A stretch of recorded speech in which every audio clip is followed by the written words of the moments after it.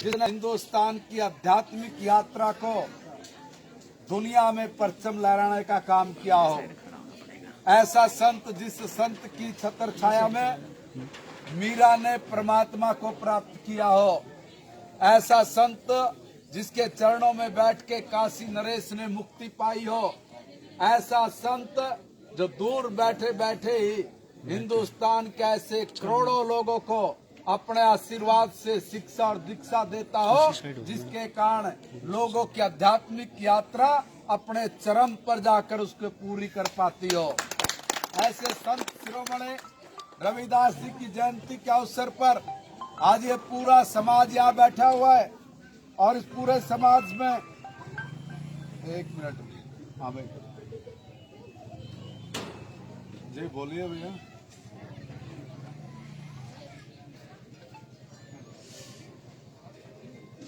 ठीक, तो हम सब लोग आज जरूरत है समाज को कि जिस प्रकार का माहौल आज पूरी दुनिया में है, जिस प्रकार का माहौल आज हमारे समाजों में है, आज हम जिस प्रकार के डिप्रेशन में जी रहे हैं, हर परिवार में कहीं ना कहीं कलह, हर समाज में जिस प्रकार का एक ऐसा माहौल कि जिसमें व्यक्ति को शांति ही ना मिल रही हो, ऐसे दौर में आज हमें संत रविदास जी के मार्गदर्शन की, संत रविदास जी के ज्ञान की और संत रविदास जी के आशीर्वाद की घोर जरूरत है। और ये जरूरत हमें तब तक भी रहेगी जब तक ये सृष्टि रहेगी, क्योंकि संत रविदास जी ने वो संदेश हम लोगों को दिया, वो प्यार हम लोगों को पास भेजा, वो दीक्षा और शिक्षा हम लोगों को दी जिससे समाज का कल्याण होता हो।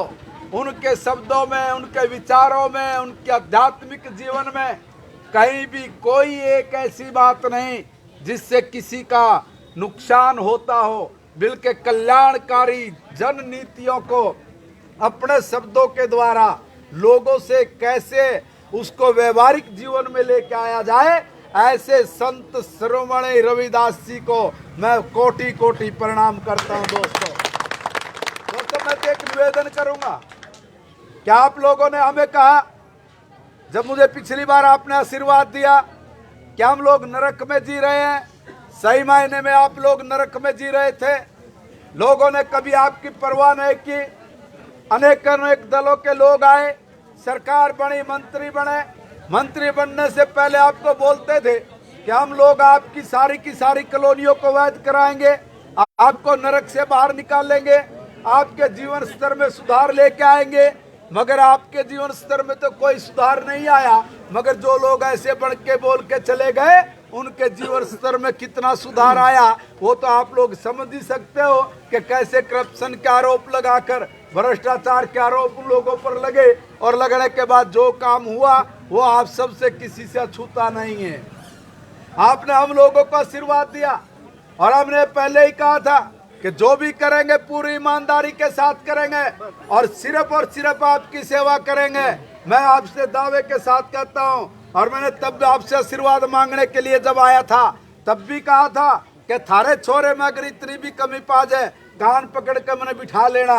आज तक कोई 7 साल हो गए एक आदमी खड़ा होकर न्यू नहीं कहने वाला अगर थारे छोरा चोर है या थारे छोरे ने कहीं चोरी की है या कहीं भ्रष्टाचार फैलाया है। हम लोगों ने कोई ऐसा काम नहीं किया।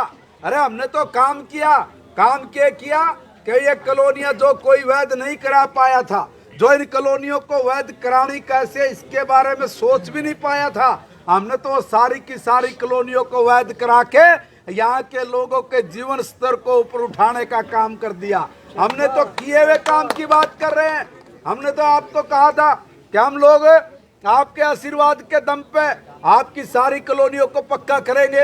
हमने सारी की सारी कॉलोनियों को पक्का भी कर दिया।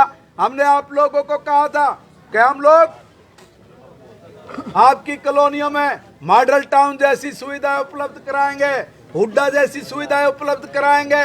और उसी काम पर जब मैं लगा तो लगने का नतीजा ये हुआ कि आपकी जितनी भी कॉलोनियां 80 कॉलोनियां हैं, इन 80 कॉलोनियों में से 60 कॉलोनियों के अंदर सीवर और पीने के पानी की पाइपलाइन का काम शुरू हो गया।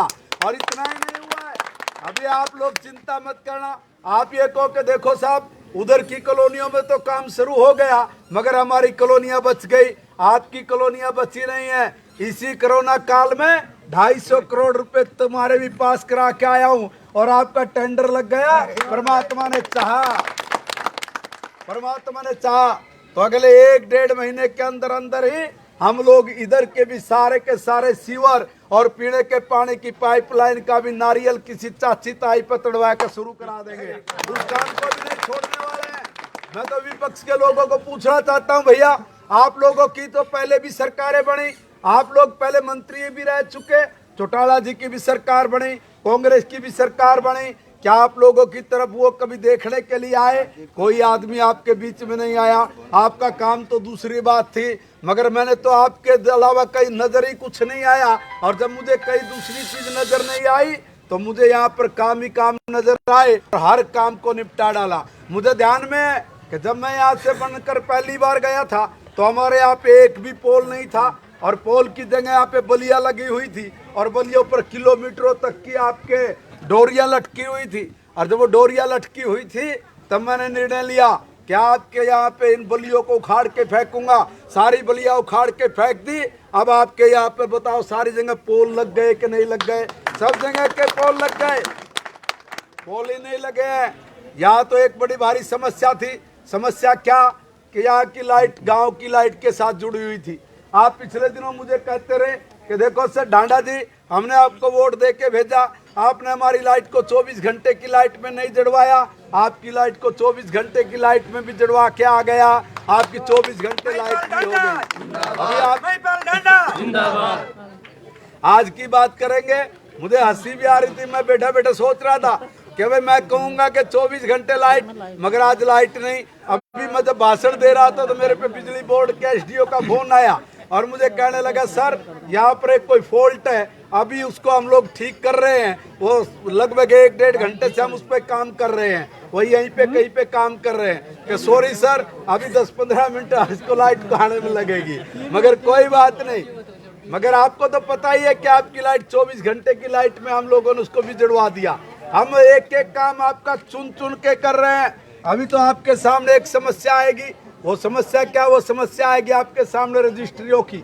जब रजिस्ट्रियों की समस्या आएगी, वो आ ही रही है कि उसमें कई खसरा नंबर नहीं चढ़ा होगा, कई खसरा नंबर गलत हो गया होगा, किसी के इंतकाल में गड़बड़ हो गई होगी। इसलिए मनोहर सरकार ने निर्णय लिया है कि हम सब के सब काम को एकदम ठीक करके आपकी इन रजिस्ट्रियों को भी पुनः शुरू करने का काम जल्दी शुरू कर देंगे। इससे भी आगे बढ़ के की बात कर रहा हूँ कि हम लोगों ने निर्णय लिया था, आपने मुझे चुन के भेजा तो मैंने एक एक काम ऐसे चुन चुन के किए जो किसी ने सोचे भी नहीं। दोस्तों हम लोगों के इलाके में सबसे ज्यादा गरीब आदमी है, सबसे ज्यादा बीपीएल के कार्ड धारक लोग बसते हैं। अगर इनको इलाज कराना हो, वैसे तो मोदी जी की आयुष्मान भारत की योजना है, उस योजना में सबको 5 लाख रुपए तक का हम लोग इलाज करवाते हैं, मगर उससे भी बढ़ के एक काम मैं भी करके आया हूँ। और वो काम ये कि आपके इलाके में गांव खोतपुरा में एक सीएचसी है, उस सीएचसी के साथ ही एक डायग्नोस्टिक सेंटर यानी एक टेस्ट करने की लैब, जो एम्स हॉस्पिटल में, ऑल इंडिया हॉस्पिटल में जो लैब है वह लैब एड लेके आ गया हूँ। और 5 रुपए में आपका सारा का सारा चेक होगा, उसमें आपको 5 पैसे की भी जरूरत नहीं पड़ेगी देने की। ये तो हम लोग ढंडाई करा के आते हैं हॉस्पिटलों में। और जो डॉक्टर नु कहा कर दे कि भाई अगर मैं तो अपना टेस्ट मानूंगा, मैं दूसरी टेस्ट नहीं मानूंगा, वो भारत सरकार की लेबोरेटरी है। अगर उसमें कोई आदमी चेक करा के किसी डॉक्टर पे चला गया और उस डॉक्टर ने अगर उसको मानने से इनकार कर दिया, सीधा जेल में जाओगा, उसके बाहर कोई उसका इलाज नहीं है। इसलिए ऐसे ऐसे काम कि जिसमें आपको बहुत बड़ी मात्रा में वहाँ पे टेस्ट होने शुरू हो जाएंगे। गरीब से गरीब व्यक्ति के लिए हम लोगों ने इस प्रकार की योजनाएं बना के हम लोग अपने काम को अंजाम दे रहे हैं। हम लोगों ने निर्णय लिया कि भैया हम लोग जो अपने साथी हैं, भाई हैं, उनके लिए हमारी सरकार ने एक निर्णय कर लिया। निर्णय क्या करा कि भाई आपकी एक फैमिली आईडी बनानी शुरू करा दी। उस फैमिली आईडी का मतलब ये है कि भाई उसमें जिसकी भी उम्र आज अगर हमारे पास ना है, हमारे घर का कोई बड़ा बुजुर्ग है और 60 साल का हो गया और सरकार तो कहोगी कि भाई इसकी पेंशन बढ़ानी है, तो हम कहोगे सरकार कहेगी भाई तू कागज लेके आ। अब कागज हमारे पास नहीं है तो सरकार ने उस फैमिली आईडी में सुविधा दी है कि भाई हमारे घर का जो बड़ा बुजुर्ग है उसकी उम्र ठीक भरो, उसकी जो उम्र आपने भर दी वह उम्र सरकार मानेगी और जो उम्र वो सरकार मानेगी उसी के आधार पे आपकी ऑटोमेटिक आपकी बुढ़ापा पेंशन बनकर आपके बैंक खाते में आ जाएगी। आपको कई धक्के भी खाने नहीं पड़ेंगे। हमने आपको बहुत पहले कहा था कि भाई हम ये जितने भी सफेद पोश घूमते हैं ना, जितने भी सफेद पोश घूमते हैं, इनकी दुकान पर सबके पे इतना मोटा हरिसन का ताला मारेंगे। और वो क्यों मारेंगे कि भाई हम जैसे आदमी अपना काम छोड़ के इनके पीछे पागलों की तरह घूमते फिरें। अब घूमने की जरूरत नहीं, इस मोबाइल फोन के अंदर हमने आपकी सारी सरकार को फिट कर दिया। आपको कहीं जाने की जरूरत नहीं। आपने राशन कार्ड बनवाना तो इस पे जाना, आपने बुढ़ापा पेंशन बनवानी तो इस पे जाना, आपने अगर वोट बनवानी तो इस पे चले जाना, आपने बिजली का बिल भरना तो इस पे चले जाना, आपने बच्चों की नौकरी के फार्म भरने तो इस पे चले जाना। यह कांग्रेस वाले तो कागजा में इतने पैसे लूट कर खा गए, इतने पैसे लूट कर खा गए कि हमारे काम तो करे नहीं मगर अपनी गरीबी को दूर करने में कामयाब हो गए। भाइयों 70 साल तक इन लोगों ने हम लोगों का उल्लू बनाया, अब फिर ये उल्लू बनाने के दौड़ में चल पड़े। उल्लू बनाने की दौड़ के कर दी शुरू। अभी एक आंदोलन चल रहा है हमारे यहाँ पे, हमारे किसान भाई आंदोलन पे बैठे हुए हैं। उन्होंने कहा कि भाई हमारी ये मांग है, सरकार ने कहा भाई हम थारी सारी मांग मानना है, आप एक बार अपनी मांग बता दो। वो उनका जो मामला चल रहा है वो चल रहा है, उसमें सरकार और किसान भाई बैठ कर अपने मामले को हल कर लेंगे। मगर इस बीच में कांग्रेस वालों को मौका मिल गया। यह बड़े बदमाश और शातिर लोग हैं, ये गली गली में जा रहे हैं, पहुंच रहे हैं और पहुंच कर क्या कह रहे हैं कि भाई जो गरीब आदमी है ना, इन्हें जो पीडीएस पे जो राशन कार्ड पर अनाज मिले, बोले यूं तो अनाज बंद कर देंगे भाजपा वाले। ये बदमाश लोग हैं, इनसे बच कर रहियो, ये बदमाशी करने लग गए। अरे देश का नाश पीट दिया, ये हिंदुस्तान बर्बाद कर दिया। गरीब आदमी को तुम कुछ दे नहीं पाए और हमें कह रहे हो कि बंद कर देंगे। हम कैसे बंद कर सकते हैं? 2013 में तुम ही लोगों ने भोजन की गारंटी का बिल बना के दिया था और उस बिल में साफ तौर पे कहा कि भाई गरीब आदमी के लिए हम लोग किसान से एमएसपी पे फसल खरीद देंगे।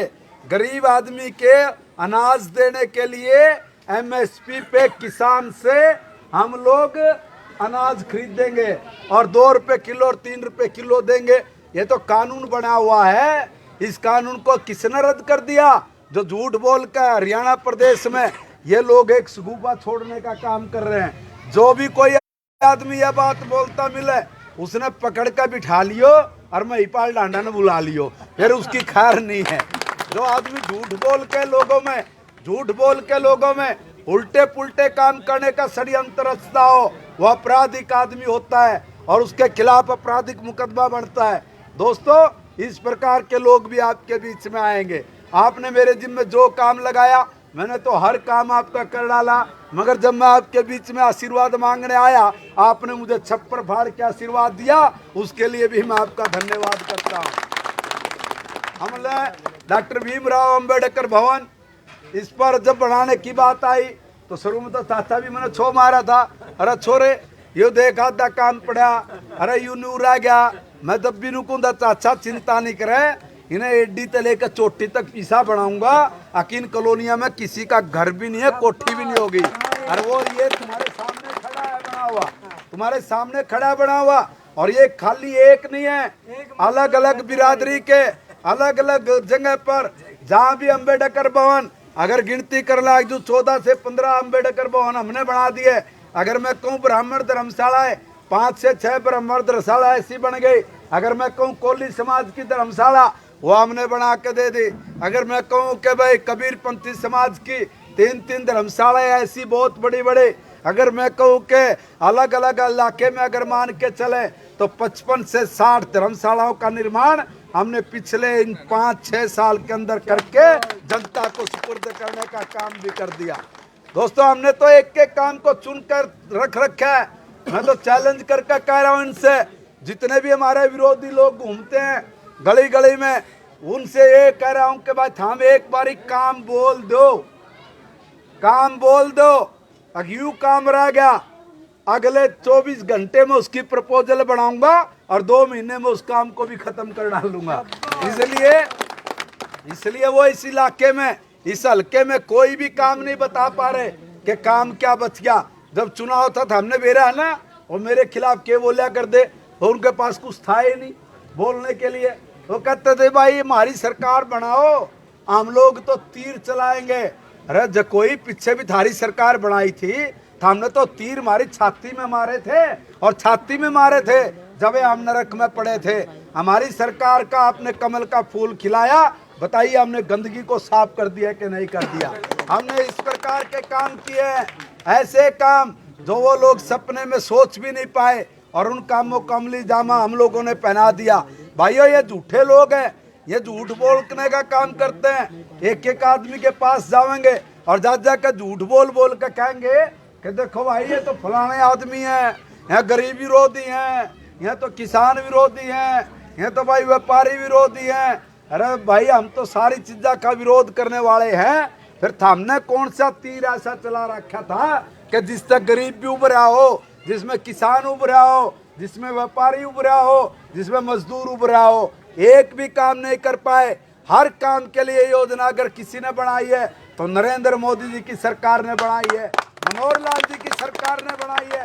हम लोग सीना चौड़ा करके कहते हैं कि हमने कोई गलत काम नहीं किया। अगर एक भी गलत काम किया हो तो समाज के लोगों से आह्वान करते हैं कि आप हमें बता दो कि भाई यूं काम था, हमने गलत कर दिया, हम उसने तुरंत हाथ जोड़ के ठीक करेंगे। एक काम तो बताएं, उनके पास पता ही नहीं है, अब वो बताएंगे क्या। इसलिए आप लोगों का उल्लू बनाने का काम करने के लिए वो लोग आपके बीच में आएंगे, उनको मुंह तोड़ कड़ा जवाब देना। और जो आदमी कहे है कि भाई थारा राशन बंद कर देंगे, ये कर देंगे, मैं पहले कह रहा हूँ उन्हें पकड़ के बिठा लियो और मैंने बुला लियो। एक काम तो यूँ कर लियो, और दूसरा उनको ये कह देना भाई इस काम के ऊपर तू लिखित में कौन सा कानून बनाया सरकार ने, वो ले आ। अगर वो ले आकर दिखा दे मारे तो हम मान देंगे। हमने एक बार ये थोड़ी सी बात बोलोगे उनकी हवा टाइट हो जाएगी। वो कहेंगे, फिर उदाहरण देंगे, बिला इस्तनु हो जाएगा, इस्तनु हो जाएगा। बिला भाई तो हमने थारी जरूरत को ना कुछ होंदा हो, और उसकी गारंटी मारी कि इन चोर बदमाशों ने सत्ता से बाहर निकले 6-7 साल हो गए।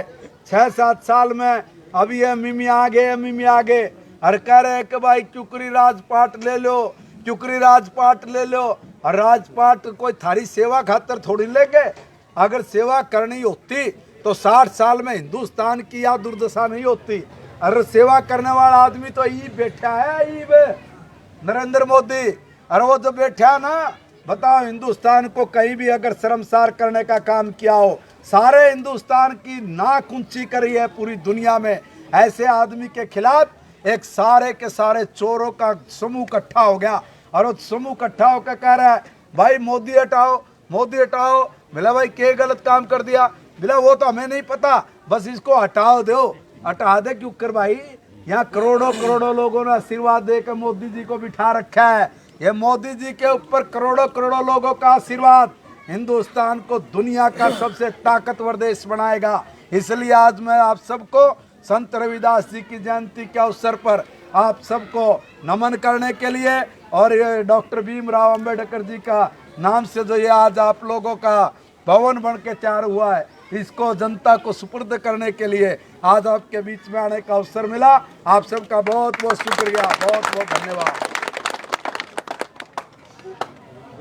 धन्यवाद भाई विधायक जी का।